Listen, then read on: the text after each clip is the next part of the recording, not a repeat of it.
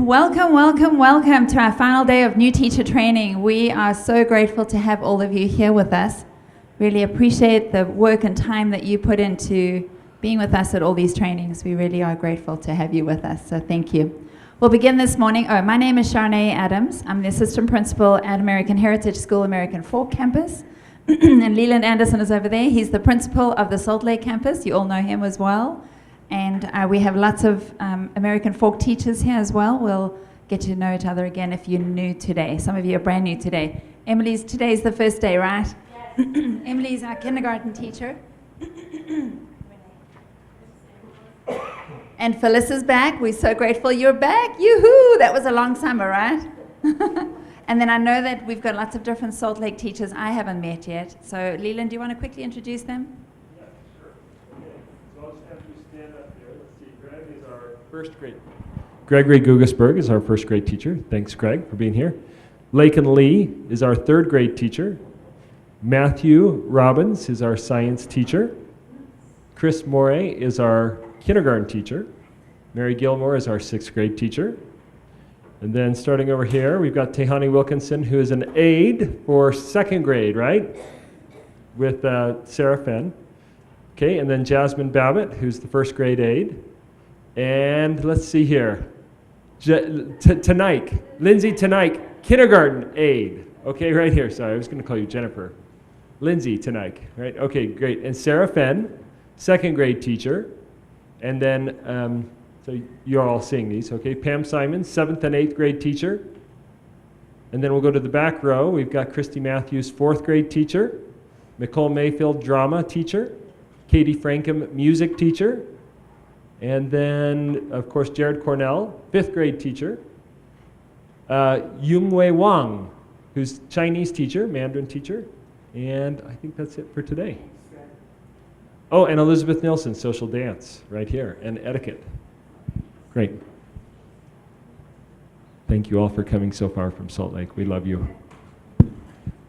So wonderful. Okay, since he did that, we're going to go through American Heritage people as well. So we're just going to scan this over. Danella is an amazing sub. She is always available in our classroom, so watch for her. Nabi Graham is brand new. She's a first grade aide with Cynthia, and we're so excited she's on board. Welcome, Nabi. Welcome.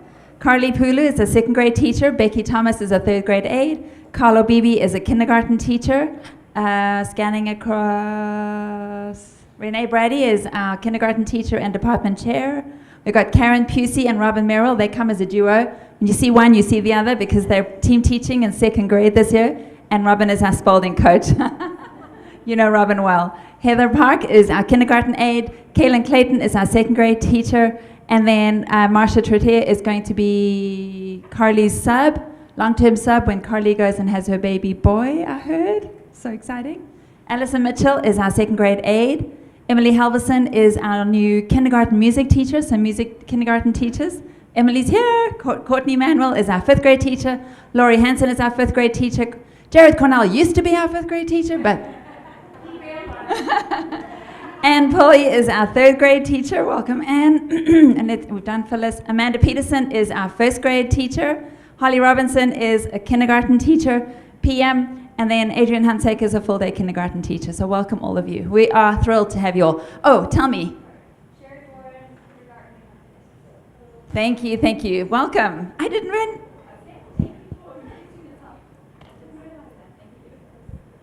All right, we are going to begin this morning with an opening prayer.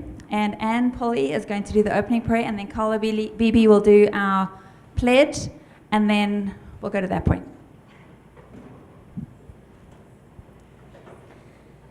Our kind and gracious Heavenly Father, we come before Thee with gratitude in our hearts as we gather today as teachers and develop friendships and prepare for our students. We're grateful for the opportunity we have to work together and to be in a place where we can teach of Thee, where we ask a special blessing to be with us as we continue to grow our teams, that we will grow them in love and be prepared for our students. We're grateful for all that Thou does for us and recognize Thy hand in all things and ask for Thy blessings in the name of Thy Son, Jesus Christ. Amen.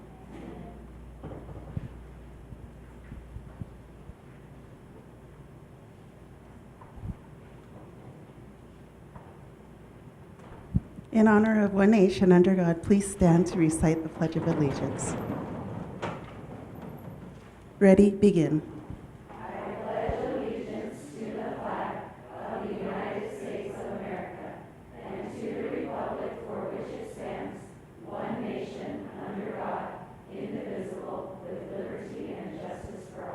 Thank you. Thank you, Anne. Thank you, Carl. I appreciate your help this morning. All right, two quick things because before I hand over to Renee, the agenda that the Salt Lake teachers were given, there's a flip-flop in your 8:50 and 9:10 session, or 8:50 in the next session. You will instead follow our outline that we have for the American Fork campus, and we'll start off this morning with a presentation by Renee Brady on parents and meet the teacher. Then Melanie McConkey will do a presentation on Finance and Pinnell testing. Then we're going to be doing, go to my agenda, sorry.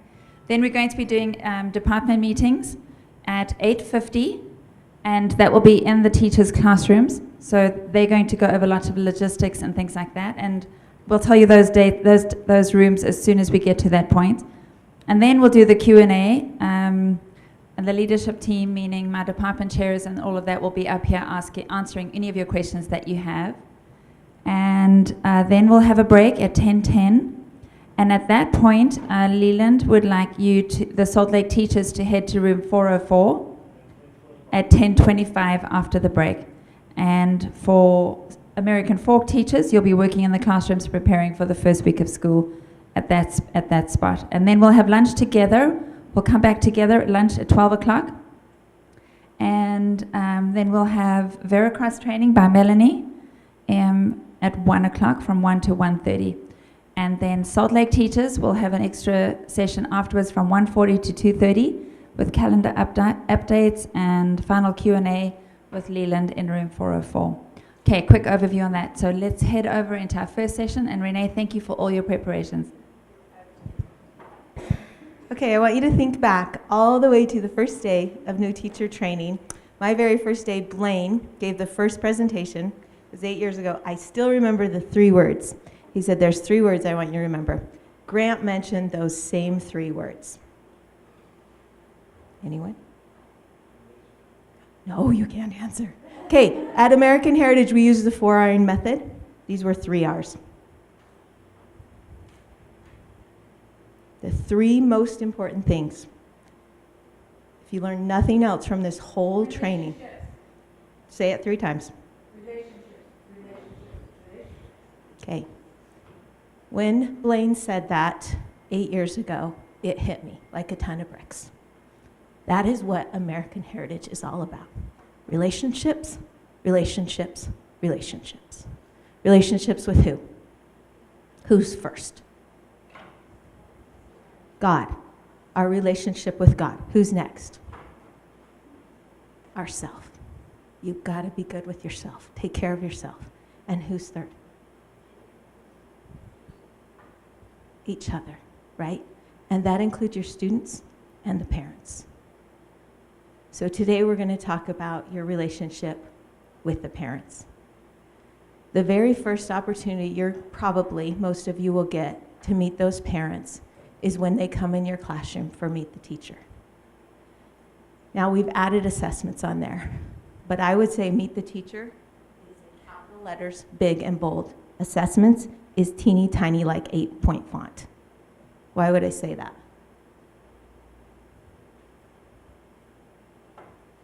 Because the most important thing you're doing that day, in my opinion, correct me if I'm wrong, is building that relationship with that student and with the parent.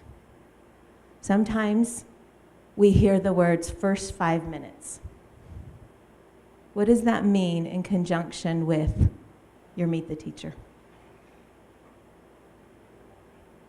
Say it loud. Those first 5 minutes are going to establish and define your relationship for the rest of the year and going on from there. So it's really important what you do in those first 5 minutes, so do not start with assessments. You need to build that relationship of trust with those parents, and how that's going to look in my classroom is going to be different than how it's going to look in your classroom. But if you want ideas, I'm happy to meet with you and we can talk about some things that we do. but I'm going to spend the bulk of that time building that relationship. You're going to need probably at least 15 minutes. I don't know how, we blocked 30. Is that kind of what everyone blocked? 30 minutes. So I'm going to spend about 15 of those minutes building that relationships, talking to the parent, orienting that student to my classroom, orienting that student to me, finding out about that student, finding out about the parents, listening a lot, and then I'm going to start into the Fontes and Pinnell assessment. For kindergarten, we don't even ask the parents to leave when we do the assessment. We just ask them to fill out a paper in another part of the room, because it would be intimidating and scary to send the parent out of the classroom in the first meeting. So that's how we do it. You do what you feel is appropriate at your grade level. So the next thing I want to touch on briefly is that we do parent orientation at American Heritage. We talked about getting rid of it, and as we met, the feedback, Charnay thought we'd all be like, yay, yay, we want to get rid of it. But the feedback from the teachers, mostly the veteran teachers, was no, we can't get rid of that. You could go to 2 sessions instead of 3, but we love that. And the reason why I think we love it is it's all about relationships. And that's what American Heritage is all about. So that's our touch with the parents. So I'm really hoping we don't get rid of it because I told Charnay it's kind of magical. And even how you set your classroom up that night is going to send a message to the parents what role they play and what role you play. So I personally push all my desks to the back of the classroom and I set it up like a horseshoe because I want those parents to know we are all in this together. We're all part of the team. Yeah. Okay, so parent orientation is on August 25th. It's the second week of school. It's a Thursday night. And generally, we've had a session from 6 to 6:25, 6:30 to 6:55, and 7 to 7:25. But it's looking like we're going to have instead, thank you for asking, super important, we assume a lot. 6 to 6:25 will probably, or 6 to 6:20 or something. Anyway, we'll give you the specifics. 6 to 6:20, then 6:25 to 6:50, then we'll meet back together probably in the rec hall for the all-school parent meeting. And that is a required meeting that parents come to. And the next day is in-service day. So mark your calendars for that. August 25th, Thursday night, plan to be here at 6 o'clock. And you'll need to think what you want to do. So for me, parent orientation is, I'm orienting you to what my role is as a teacher. I'm orienting you to kind of what my expectations are of you as a parent, and the role of the student. So how we've set it up in kindergarten, because we don't want it to be just a disclosure document that we're handing to the parents and saying, okay, this is how I grade, this is how we do homework. That feels heavy. And that doesn't feel like it's about relationships.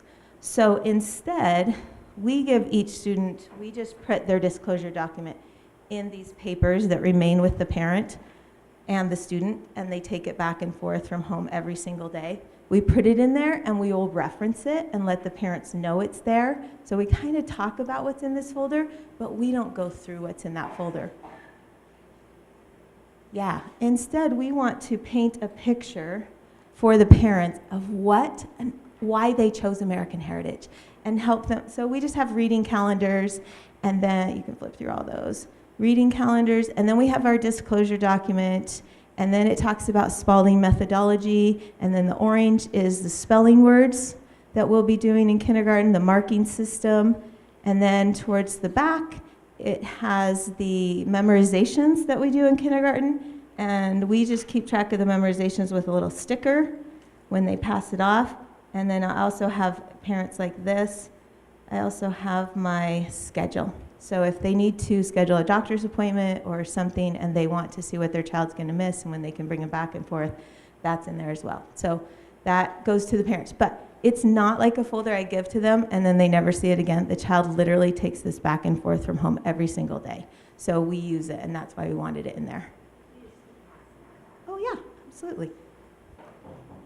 And honestly, I think the most important thing in there to the parents is when we're celebrating the child's birthday. I put that in there because that's super important in kindergarten. They want to know when they're going to celebrate their birthday. So we just kind of go through, I'm very, very visual. I'm a very visual learner. So I like pictures. I like something to look at. So we give the parents something to look at. I kind of introduce myself. I'll introduce my aide. We talk about the 7 principles. We highlight the principle that we're focusing on kindergarten. We talk about one of the ways that we focus in on individuality or identity and purpose is through our memorizations. One of the memorizations we do is starting with me. These are the memorizations for kindergarten. Every grade has specific memorizations that they do. You find those in the Foundations Guide. Does everyone know where to find the Foundations Guide? Go on Veracross, go to Teacher Resource. Okay, there's a digital copy as well. Go to Teacher Resources, go to the Foundation Guide, it's in there. So make sure and follow that, as well as our curriculum. We talk about, I might show them a little bit from a memorization, what it looks like. This isn't going to load, but.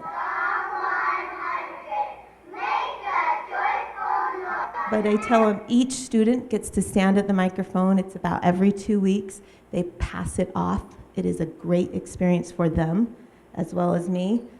It doesn't have to all be done in one day also. It can be a long time. So 5th grade, 6th grade, the memorizations get long. You can spread them out over several days. You can do them with partners. There's lots of different ways to pass off memorizations.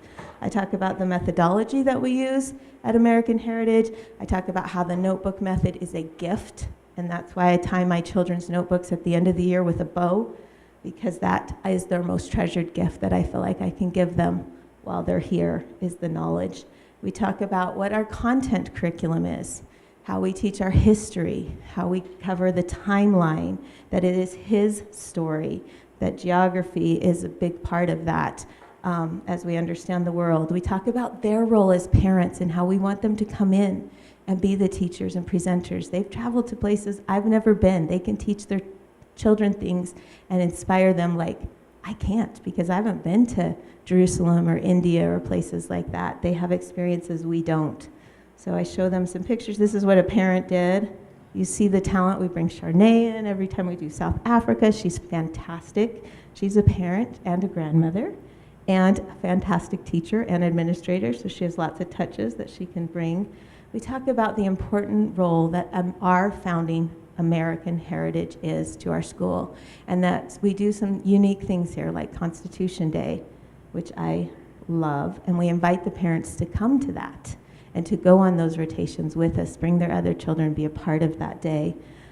We talk about how when we go through the timeline, it is not celebrating Thanksgiving or the Pilgrim Feast in November, like is typically done, but because it does not come in our curriculum until March, we will be dressing up as pilgrims and having our feast in March. And so they understand why. Children preparing the feast, talk about our math content curriculum.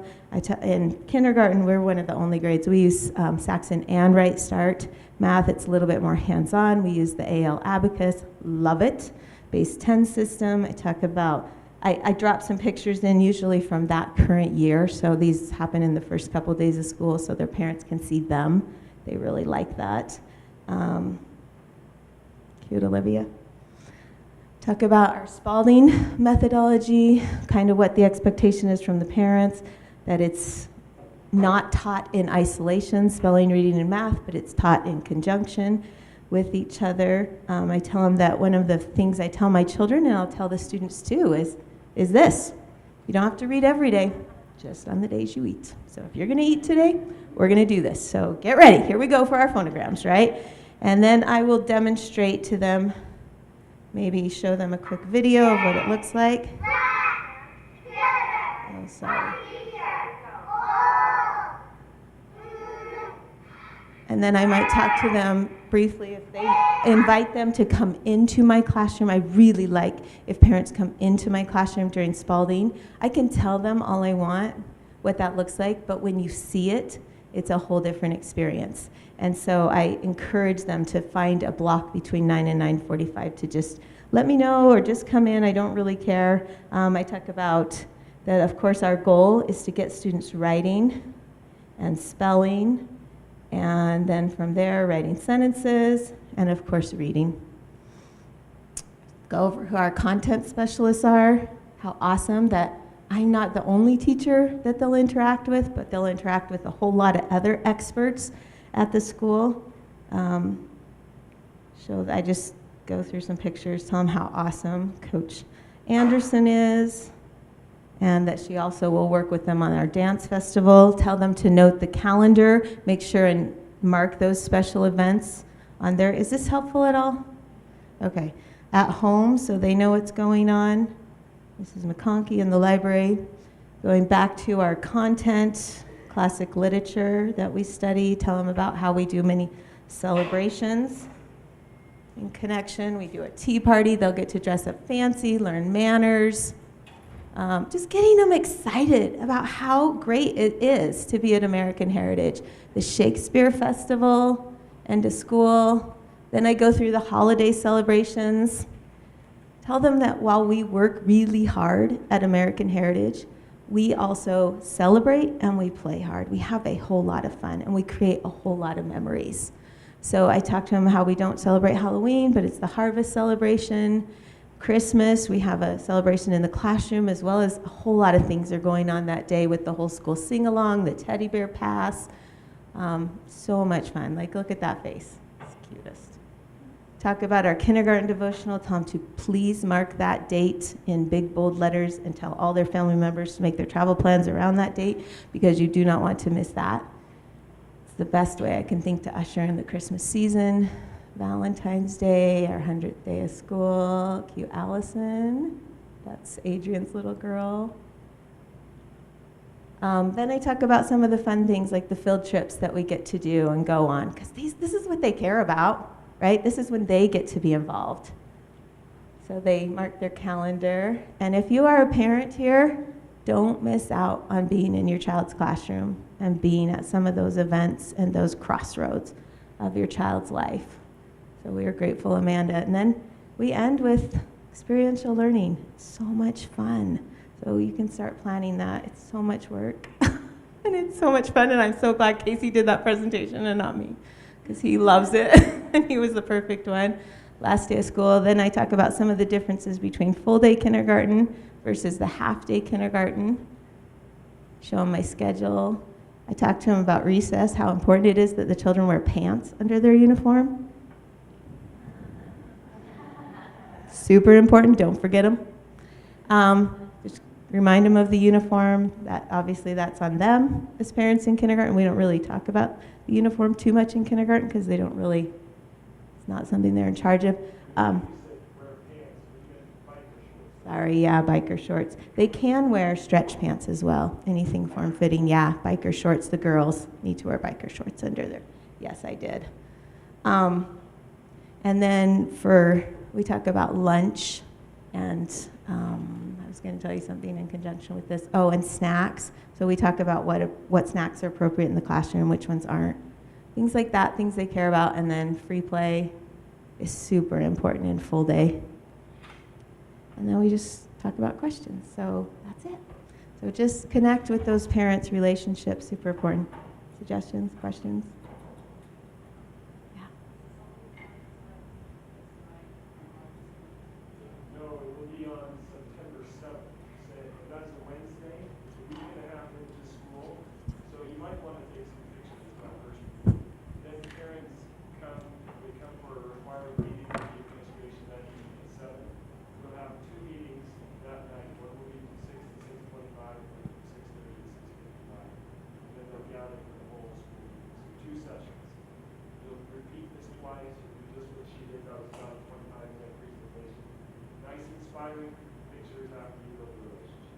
Don't you all want to be in Renee's class? It's like, we want to see what's going on in that classroom. It's so cool. Okay, now here's the blessing for Salt Lake teachers, is we've invited you to come and shadow our teachers for the first 2 weeks of school until you're ready to move on to your building. So you'll get to see how our teachers start the school year, how they set those foundations, how they put all of this into reality, because there's a lot of planning that happens behind the scenes, but you'll see it in action, and then it will be easy for you to go and do. Same thing for that parent night. Come to that parent night and come and watch the teacher that you're working with right now, see how they do it, and then you can go and do. It's, you don't need to reinvent the wheel. So we're in this together. This is part of what we do.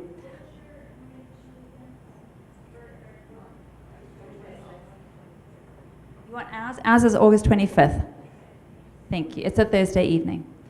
All right, I'm going to hand over to Melanie. Melanie is going to be doing our Founders and Panel testing, and she's our guru. We go to her for lots of things, and this is one of those things. So thank you, Melanie.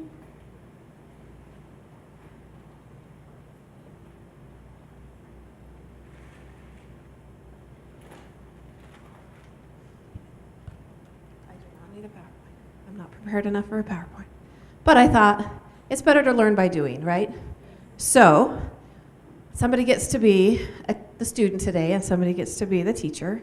And I thought, it's probably going to be best to work in your grade level groups. But I just thought, let's just practice from the beginning to the end of a Founders and Panel assessment. So, I'll walk through it really quickly. And the benefit to a lot of you is you've got those veterans who have done it. You've got those amateurs that have done it a few times. And you've got those who are learning how to do it. So we're all in this together. We all get to work together. And I was not prepared enough to tell you to bring your kits. So I just threw together a few books. Salt Lake teachers, I have put together a resource guide for each one of you. So this will help. It kind of just walks through. It's got a copy of the longitudinal record that you'll need to make copies, one for each of your students.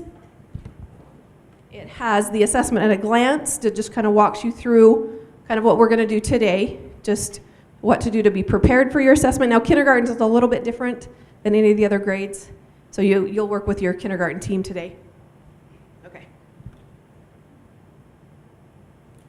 Then it's got your where to start. So this is probably for all of Salt Lake, and at the AF campus, you can decide. You will have records from last year, but it might be helpful because of Summer Slide. You don't know how much reading they've done in the summer, just to go ahead and do the where to start with each one of your students. Now, if you're assessing for, go ahead. Yes. We have a few of our 6th grade teachers that are doing it on the American Fork campus. Some have chosen not to. And I don't know about 7th and 8th. I mean, for this first year, you could do that. I don't think it would hurt, if that's fair, because meeting with a student one-on-one and listening to them gives you a lot of information. So you start with the word list that's a grade level or a number lower than the grade level you're doing. So kindergarten, they start with what's called the beginning word list. 1st grade would start with the beginning word list as well.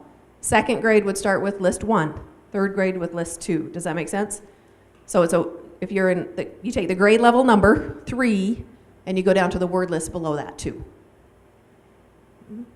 Okay. All right. So then there are actually, and I didn't bring these. We're not going to be able to do a where to start. Is it because the 2nd grade list, that's what we expect them to know in 2nd grade? Yes, they should. Yeah. So the student has a list like this. All they have is their words.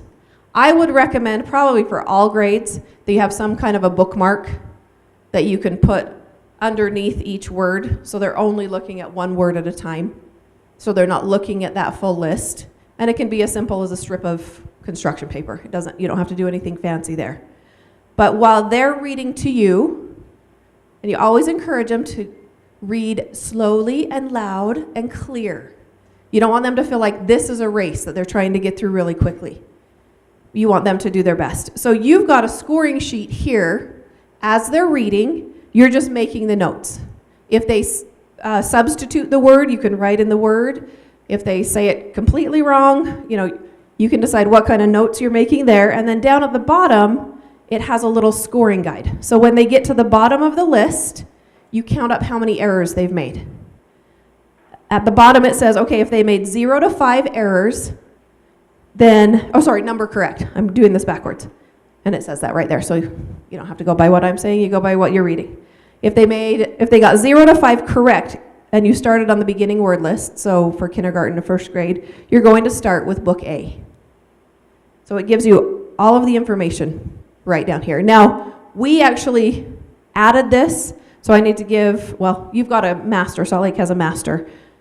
In the Fountas and Pinnell, in their forms, it actually only has this top part. We just thought we want it right there with it, so we cut and pasted and made our own little master here. You should have that in your supplies. If you don't, please let me know. Okay, and you'll want to make a copy of this scoring guide for each one of your students. So you'll need to have 25 of these to start with. If you don't have a master, let me know. Okay, so then you go through the where to start.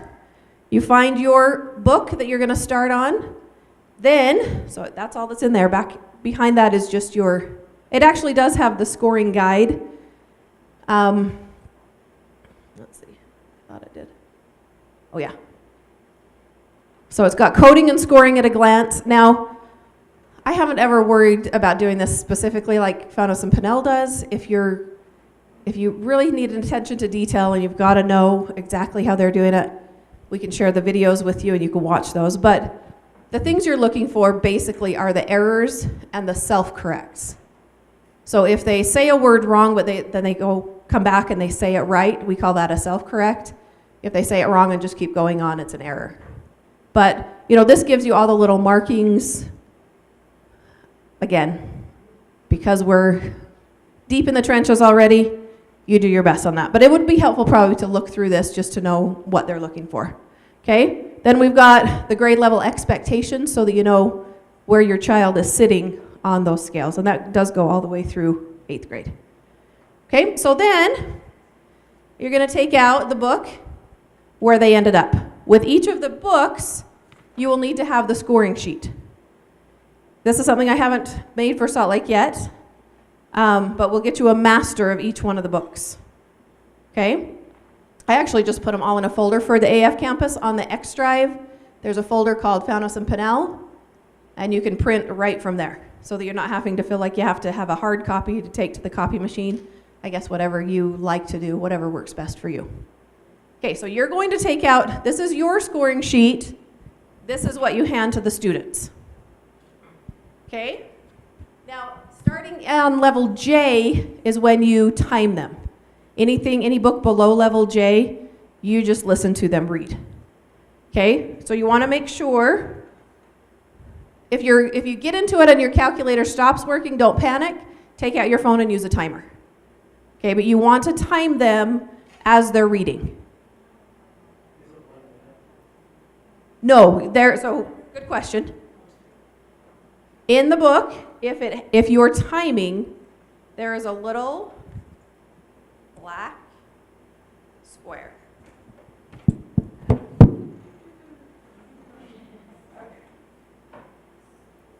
So you see, it's really tiny.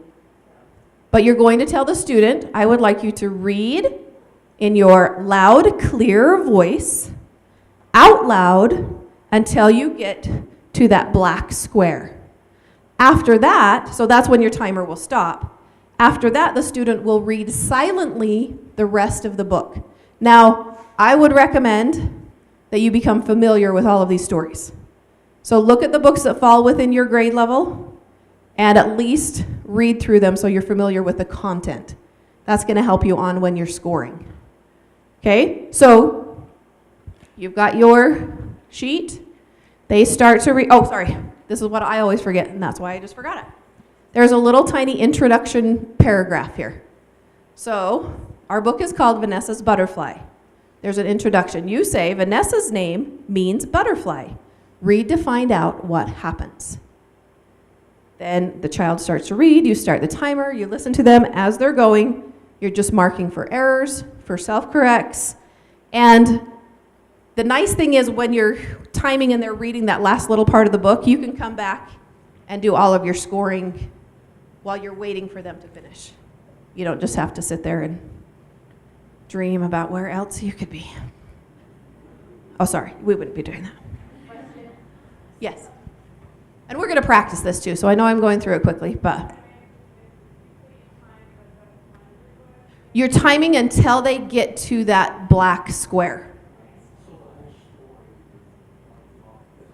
Correct. Yes, everything they're reading is on your scoring sheet. Okay? So then they're reading silently to themselves. You get to flip it over. So it does give you where you're going to figure out their accuracy. And this is all on the calculator. But since we didn't bring them today, don't worry about it. We'll talk about that later. Okay? Their fluency. Now, there is a fluency guide that helps you understand if you're not sure what do they mean by fluency. They've got little summaries here on the paper. You can read through that, and you just decide what their fluency was. Like I say, there's more detailed guides if you feel like you need more than what this sheet goes over. You're just trying to give a good idea of how fluent of a reader they are at this point. Okay? This, if you don't have a calculator, you can actually, and if you love math, you can actually do all the calculations here. It walks you right through it, so you don't have to feel like you're just left completely. All right, so once you get through that, then you go into the two parts of the oral assessment, which are there within the text understandings. So you have a couple of questions that you ask the child. Now, it actually gives you on the side here what you're looking for, what you want them to be able to answer. So again, it doesn't leave a lot to question. A lot of people think this is really subjective. As long as they cover what's here, you're good. So you don't have to say, well, they got this, but they really could have gone deeper. You don't have to make those types of analyses while you're doing this.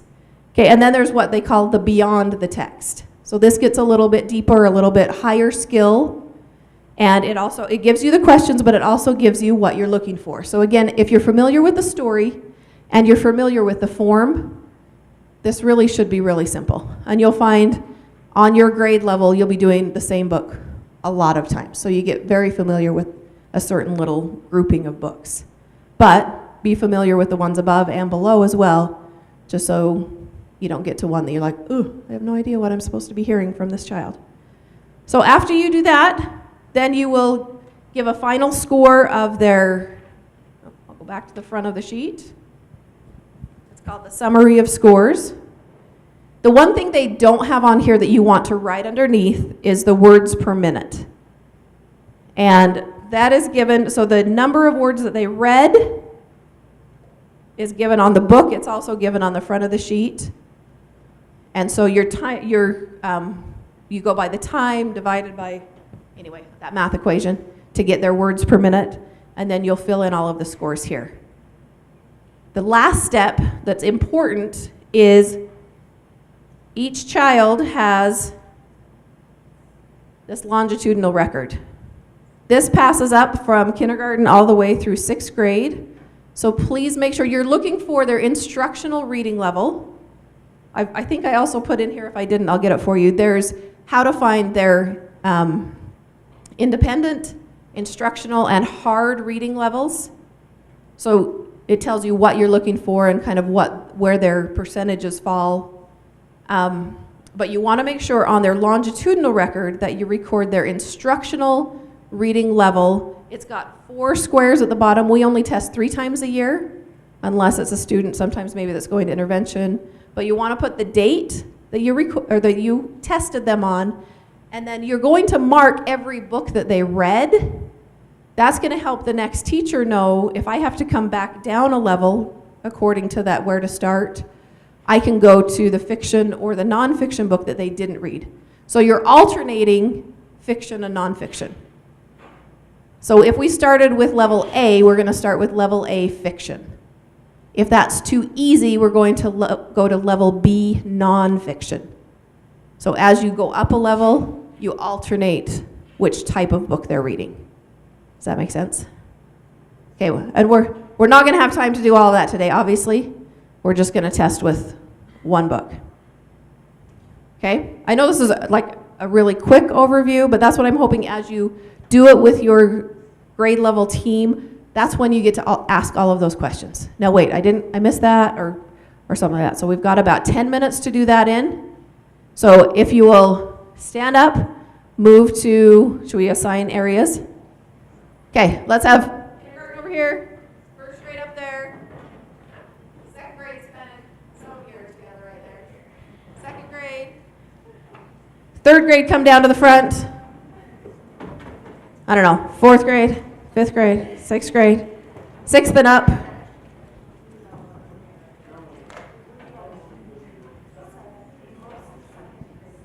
Well, it can take 45 minutes, it can take 10 minutes. It depends on how quickly you can find their, if you feel like on that first book that you found their instructional reading level, I would recommend when you meet with a student, you at least plan a 30-minute session.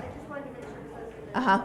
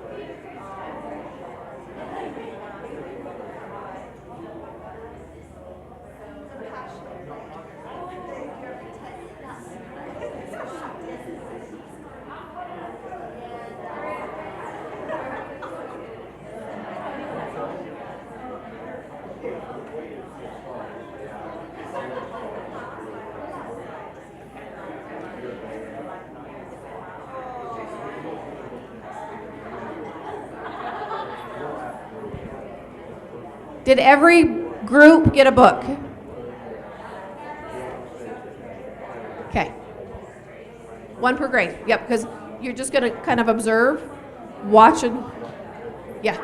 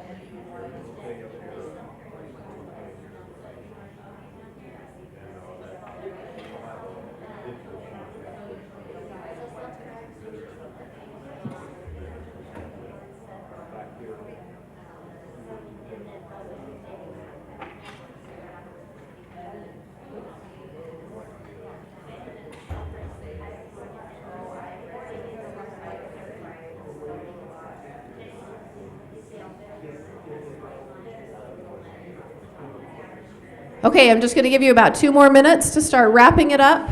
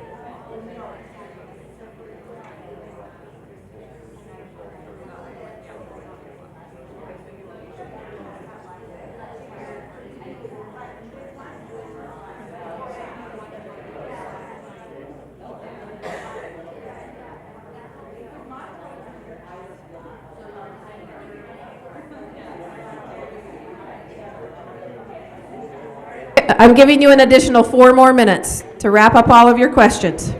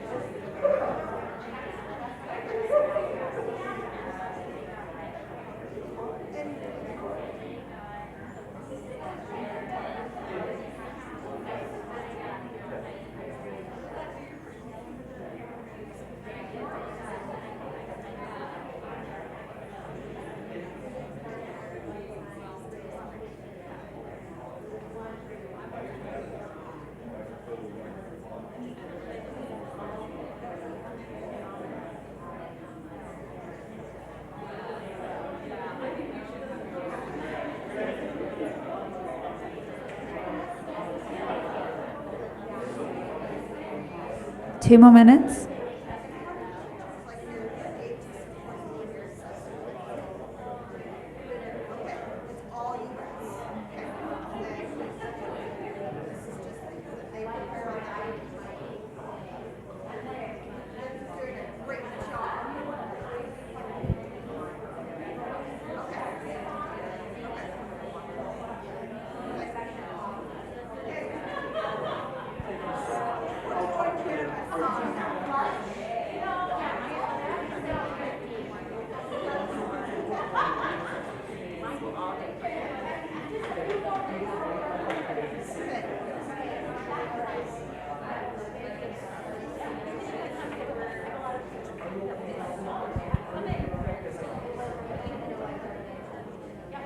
Okay, we need you to wrap it up, and we're going to hand back over to Charnay to move us forward from here. Let's give Melanie and Renee a big round of applause for all their hard work for preparing. Thank you, both of you ladies. All right.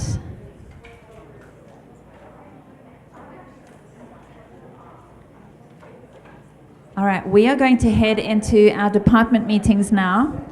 And let me tell you who you'll be going with. We have got, and our department meetings will go all the way to 9:50. They're going to be covering logistics, classrooms, copy room equipment, laminator, the document camera, all sorts of things.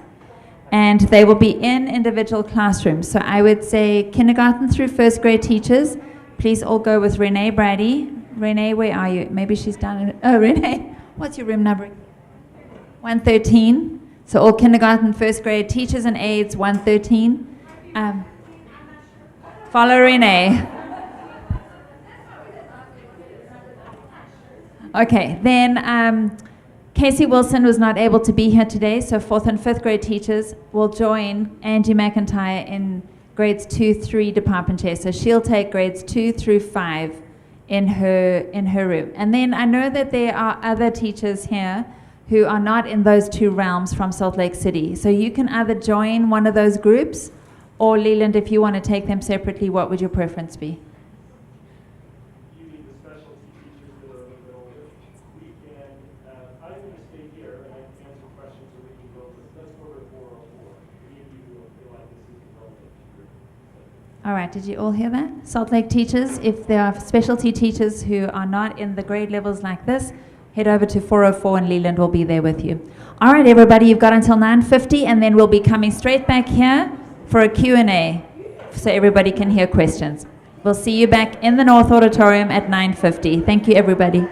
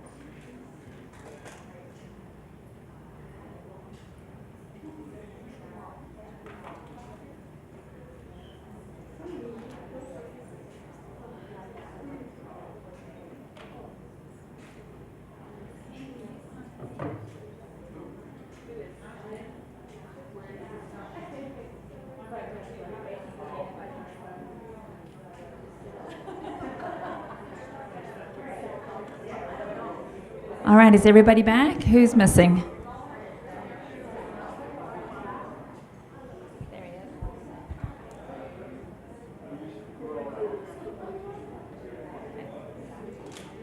All right.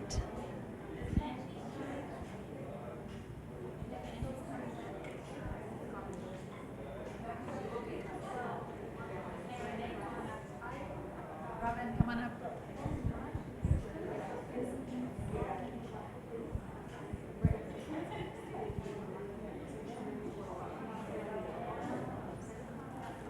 Is Melanie not here? Melissa's on the leadership team.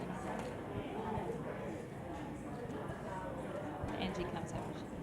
All right, we're going to begin this session. This is going to be a Q&A. No boundaries on whatever you're thinking, whatever you're concerned about, whatever you are focused on right now. If you have questions, we've got Renee is one of our department chairs. When Angie comes in, she'll come and join us too as another department chair. We've got Robin, who's our Spalding coach, and then I'll be here, Leland is here, and I'll try run around with the mic. So, anybody have questions from what we've done so far or what you're dealing with that we haven't covered? Questions? So meeting with my first grade team, they looked at each other and they looked at me kind of inquisitively and said, well, I'm sure a reading specialist is going to be, is that right? What is it called? Right? Reading special? We're talking about what our conversation was. What? Do you have a reading specialist? And they said, they looked at me and they said, we sure hope you do.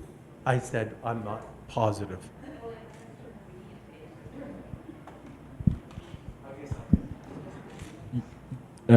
So in Salt Lake, we do not yet have a reading intervention teacher. We do have much smaller, yeah, that's right. We do have smaller groups currently, and I also know that eventually we probably will have a reading intervention. Our campus is smaller, spaces are smaller, budgets are smaller, enrollment is smaller right now. So we're going to do our best, and let's work together to make it the best experience possible.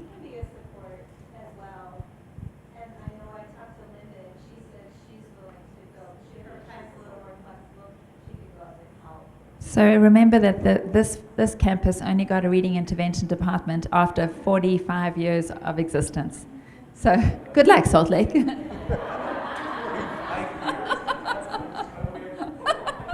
That means you work your magic, right? All right. Any other questions? Okay. Oh, hang on. You had a question, and then I'll come to you. I was just going to ask for the aides in the classroom. Do they stay with the homeroom teachers, or do they go to the other specialty classes to help out? For the most part, they're helping with reading literacy and with math and numeracy.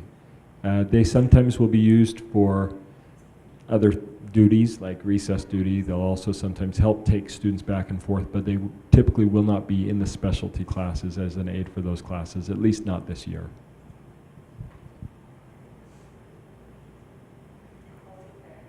You gotcha. People online. No, mine's a really probably super basic.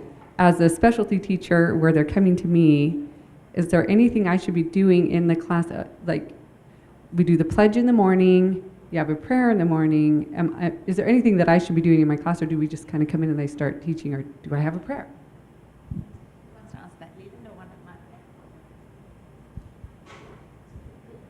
Who do you want? I don't think you can pray too much most of the time. I think it's up to you. However, I would recommend that you live up to your privileges, don't live under your privileges. That doesn't mean you need to start a prayer every single hour, especially if you're, I think you'd start one at the beginning of the day, of course, you definitely would do that, and one at the end of the day, and one right before lunch to give thanks for the food, right? But if you want to at other times, you could.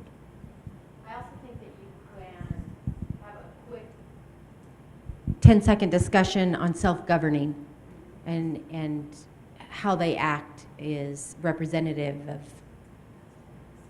who they are.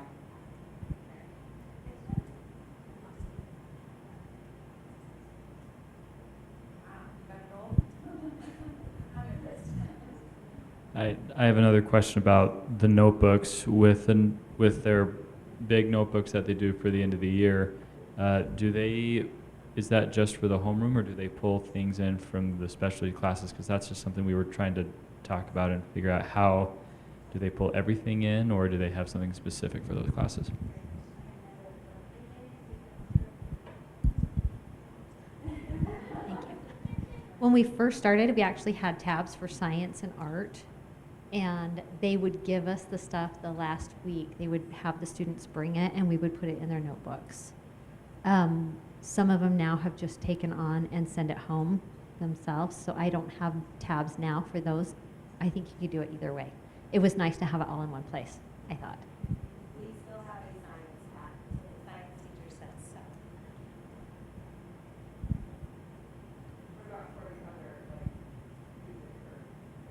So we're talking about music and their notebooks.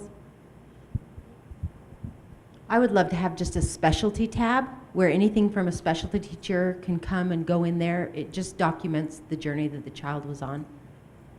But that's Merrill opinion. I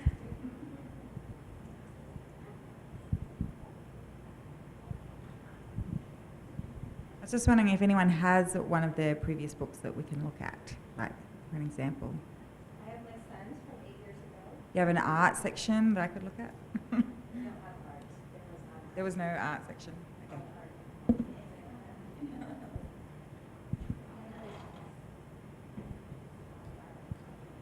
You only get one grade. Sorry, this is only 25 cents. Because I don't think it really applies. It's about the discipline policy. I saw a little note to parents, very bottom of your paper, that said if this has to be gone over, we'll need to have you refer to the discipline policy. Do you find it in generally, especially with how wonderful and the kind of population that we get for this school, that you don't really have to refer to the discipline policy very much at this school?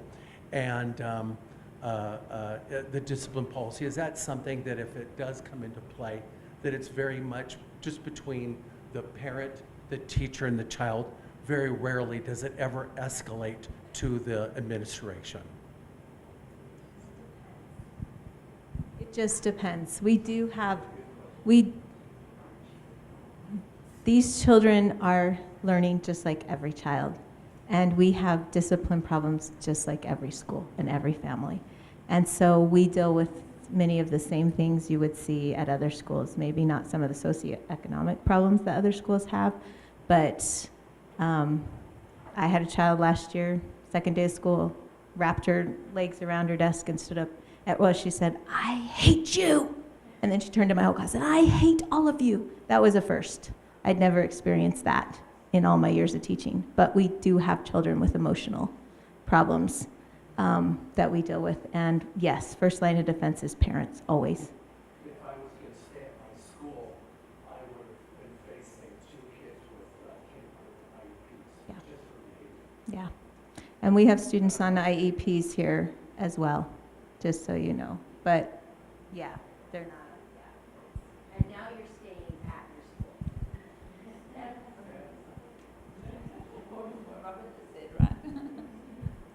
Let me just speak to IEPs quickly. Raise your hand if you're familiar with what that means. Okay, it's an individualized education plan, which means in the public school system, children who have special needs or need special accommodations to that level are given an IEP in the public school system, where you have an administrator, the teacher, the special ed department all meeting together with the parent, deciding on certain goals, and then the teacher is obligated by law to follow what those goals are and reach those goals by the end of the year, or strive to. So that's what an IEP is. A 504 is one level down, where it's not as escalated as an IEP, but it's also written down in a format that you've got accommodations. So what happens at American Heritage? Well, we do not have a special education department, which means we are not obligated in any shape or form to follow IEPs or 504s, because we're a private school, so we do our own thing. So how do we handle special education? We work, I always tell parents this, that you and the teacher need to communicate, because every teacher has a different skill set. Every teacher is able to manage a different situation in a different way. So we're not, as a school, going to tell you, you have to do this accommodation, you have to do this, you have to do this, you have to do this. We put it back on you, and you speak up with the parent and go, I can manage that in my classroom. Yep, I can do that. Oh no, hang on, that's just pushing the limits. I don't have the bandwidth or the time to be able to do that accommodation. So it's really just the parent and the teacher working together to help the child succeed. So it really is on you. And if you have any, I would say after a meeting with the parent and you, if you're concerned with anything, then you go straight to Leland and he can help you manage that situation. Caroline, he's deflecting.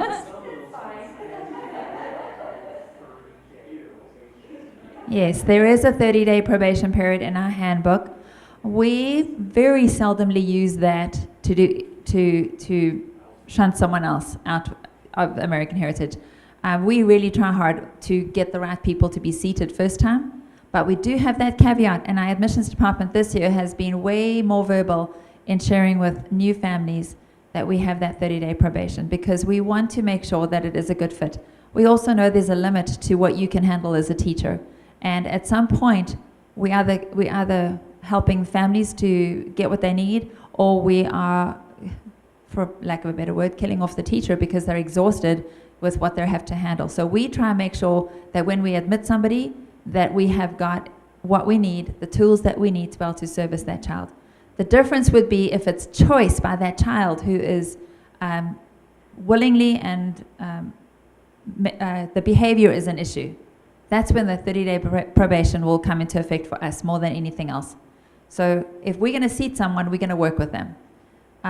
But if it's a behavior issue, then that's where we're talking with parents, and parents are very aware that there's a 30-day window for that situation. Does that make sense? Okay. We really love the children that come here, and we really try and service them. I have had a situation in the past, numerous occasions, where we've not seated somebody because I knew, number one, we can't service that child. So, for example, a special ed child who has special needs, if we seat them in our classroom, our teachers are not equipped with special ed training. So we actually can't reach that child at the level that they need to be at in order to help them grow. So what would they be doing in our classroom for the whole year? Just sitting and lapping up the environment, which is, some parents are okay with that. But I'm not okay with that, because every child can learn and every child can grow. And if you are putting them in a place that they are not ready and they are overwhelmed, well, that's just going to shut them down. So we try and make sure that when we seat somebody, they really are who we need in the classroom. And then it's the teacher and the parent who work together to figure out those accommodations, so that the teacher has never felt that you are required to do something. We do things by choice, and we know that you are all teachers because of the love of teaching and the love of children and the love of what gifts you've been given to be able to be teachers. And we know that you're going to seek the very best solution for those children too, and you'll be a team member with that parent as best you can. But there are limits. None of us are perfect, and none of us have the capabilities to do every single special ed scenario that is out there. And be okay saying, oh, that's just going to be a little bit too much, but I can do this. So always come back with, I can do this. There's another solution. You don't have to, you don't want to come across to a parent and just say, no, no, no, no, no. You want to also try and look for solutions. Try and find what you can do and work together to help that teamwork. Okay, any questions?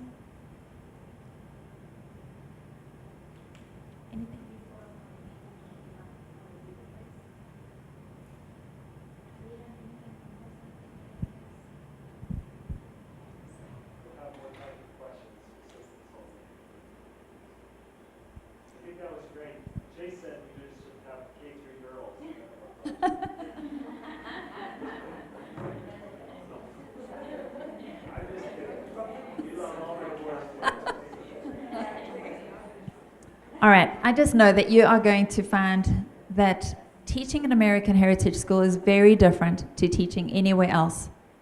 Honestly, and if you allow your heart and soul to be here, and you give it your all, and you rely on your colleagues, it's like the concept of, I've got your back. That's what will happen with your team and your grade. And even the Salt Lake teachers, I've heard them talking with regards how much they're willing to help. So just hats off to them for the people that they are to being willing to help. So some of you are American Fork teachers. You're also involved in this process of helping share And we really appreciate that because we know what it's like when we started. And I remember, we don't like to use this term anymore, but I'm going to say it anyway. It's like drinking from a fire hose, where it's just like my sponge was completely full and the rest was gushing over my head and I was drowning. That's what it felt like coming here. And I'd been teaching for 25 years or something prior to coming here, or even in administration. I'd been an administrator for 4 years prior to coming here. And so for me, it was even that. So be kind to yourself. Be okay asking for help. Don't feel like you need to know everything. None of us do. Isn't that why we're on earth? We're here to become. We're here to grow. And even for us, not just the children you're going to be teaching, it's for us as well. So we're all in this together. That's what I'm trying to tell you. Takes a village, and we're in it together, right? We're in this little village together. All right. We are going to take a break, and that break will be until 10:25. And then, Leland, are you going to together? Yeah, 10:25, Salt Lake teachers, I'd like to meet with you after this 15-minute break in 4. And then, okay. And then, same thing for our group, for American Fork group. Sorry, I'm trying to pull up my agenda and it's not finding it.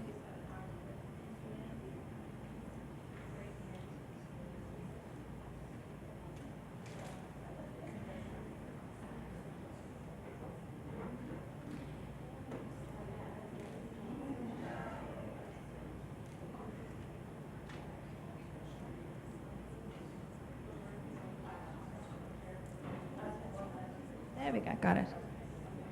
Okay, perfect. So American Fork teachers, you're going to be working in the classrooms, preparing for the first week of school. And then at 12 o'clock, we'll be in the lunchroom.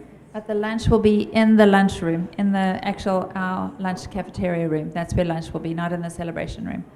And then after lunch, thank you, we are heading to the computer lab for Veracross training. And I just want to say thanks to all you American Fork teachers for helping us. The Salt Lake City teachers are so grateful, and I am so grateful too. I have never taught kindergarten or first grade. I taught 7th and 8th and 9th grade, but I have not taught these younger grades. And so thank you for being mentors to our team. Hats off to you.